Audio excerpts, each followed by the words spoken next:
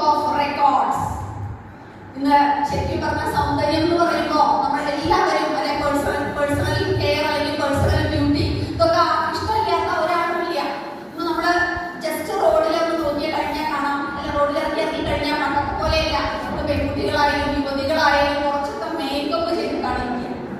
പക്ഷെ ഇവിടെ നമ്മുടെ മേക്കപ്പ് ഐറ്റംസിന്റെ പ്രത്യേകത എന്താണെന്ന് വെച്ചാൽ ആനിമൽസിനോട് ഒരു ക്രൂവൽറ്റി പോലും ഒരു ക്രൂരത പോലും ചെയ്തിട്ടില്ല. എന്ന് വെച്ചാൽ ആനിമൽ ഫാറ്റ് അടങ്ങിയിട്ടില്ല, പാരബൻ എന്ന വിഷാംശം അടങ്ങിയിട്ടില്ല, എന്ന കെമിക്കൽ അടങ്ങിയിട്ടില്ല.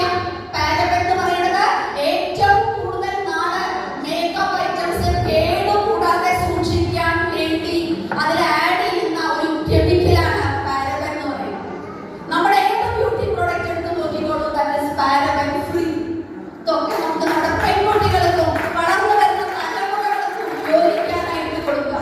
കാരണം പത്രത്തിൽ വരുന്ന വാർത്തകള് ശരിക്കും പറഞ്ഞ മേക്കപ്പ് കൂടുതലായിട്ട് യൂസ് ചെയ്യുന്ന ആളുകളിൽ കാണുന്ന സ്കിൻ ക്യാൻസർ പോലെയുള്ള മാരകമായ രോഗങ്ങൾ കൂടി വരുന്ന ഒരു കാഴ്ച പത്രങ്ങളിലൂടെ നമ്മൾ വായിച്ചറിഞ്ഞിട്ടുള്ളതാണ്.